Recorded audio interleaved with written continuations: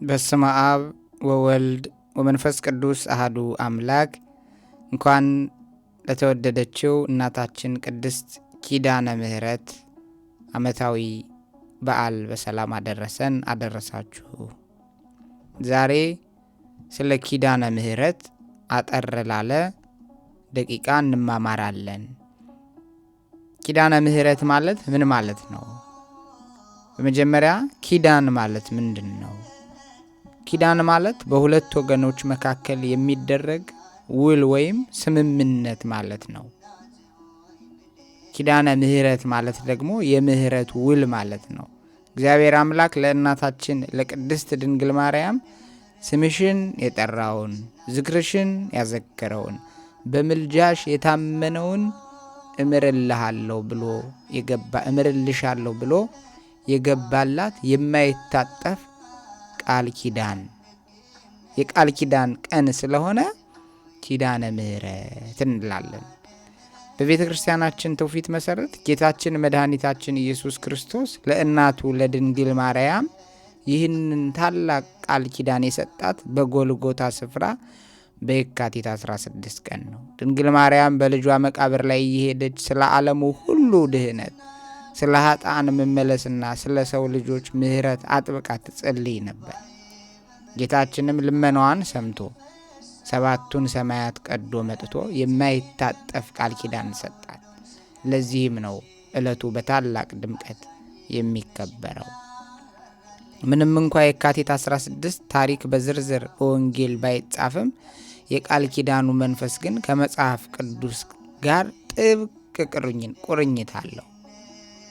እግዚአብሔር ከኖህ ጋር በቀስተ ደመና ዘፍጥረት 9 ቁጥር 11 ላይ፣ ከአብርሃም ጋር ዘፍጥረት 17 ቁጥር 2 ላይ፣ ከዳዊት ጋር መዝሙር 88 ቁጥር 3 ላይ ቃል ኪዳን ገብቷል። ቅድስት ድንግል ማርያም ደግሞ ከሴቶች ሁሉ ተለይተሽ የተባረክሽ ነሽ እንዳላት ቅዱስ ገብርኤል በሉቃስ ወንጌል ምዕራፍ 1 ቁጥር 28 ላይ የተባለች የጸጋ መገኛ በመሆኗ አምላክ ከእርሷ ጋር የገባው ቃል ኪዳን የሁሉንም ቃል ኪዳን ፍጻሜ ያሳያል፣ የሁሉም የበላይ መሆኑን። ስለዚህ የእናቱ አማላጅነት በቃና ዘገሊላ ሰርግ ቤት ዮሐንስ ወንጌል ምዕራፍ 2 ቁጥር 1 እስከ 11 ላይ ድንግል ማርያም ወይን እኮ የላቸውም ባለችው ጊዜ ምንድነው ያላት? ጌታችን ሰዓቱ ባይደርስም እንኳ የእናቱን ልመና ሰምቶ ውሃውን ወደ ወይን ቀይሯል። ይህ የሚያሳየው ዛሬም በምልጃዋ የምህረት ወይን ለሰው ልጆች እንደምታሰጥ ነው። የጻድቅ መታሰቢያ ለበረከት ነው እንደሚል መጽሐፈ ምሳሌ ቁጥር 10። የእናታችን ቃል ኪዳን ማሰብ ለእኛ በረከትን ያስገኛል። ስለዚህ አምላካችን እግዚአብሔር ዓለምን በቸርነቱ ሰውን በምህረቱ ይጎበኛል። ዛሬ የምናከብረው በዓል ግን ለየት ያለ ነው።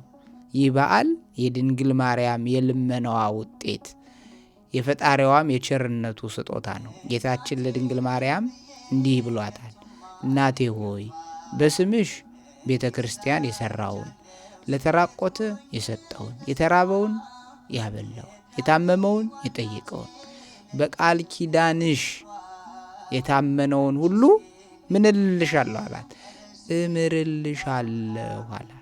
ስምሽን ጠርቶ የሚማጸነውን ሁሉ በመንግሥተ ሰማያት አሳርፈዋለሁ ብሏታልና ዛሬ ቅድስት ድንግል ኪዳነ ቃሏ ኪዳነ ምሕረት ብለን እናከብራለን። እና ይህ ቃል ኪዳን ለእኛ ለኃጥአን የተሰጠ የተስፋ መርከብ መሻገሪያ ድልድይ ነው።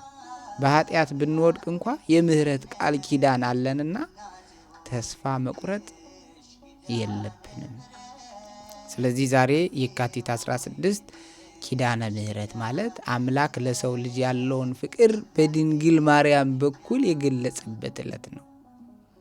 እኛም ዛሬ ስንከብር አምላክ ሆይ ስለ ቃል ኪዳንህ ማረን እያልን እንለምናለን።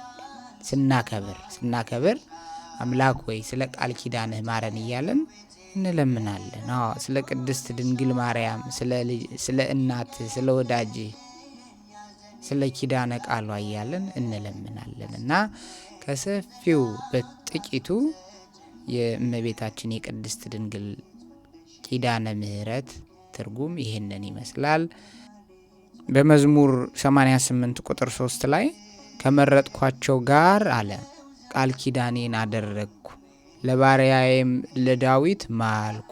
እግዚአብሔር ለዳዊት ቃል ኪዳን እንደሰጠ ሁሉ ከዳዊት ዘር ለተገኘችውና ከቅዱሳን ሁሉ ለምትበልጠው ለድንግል ማርያም የምህረት ቃል ኪዳን መስጠቱ ለዚህ ማሳያ ነው።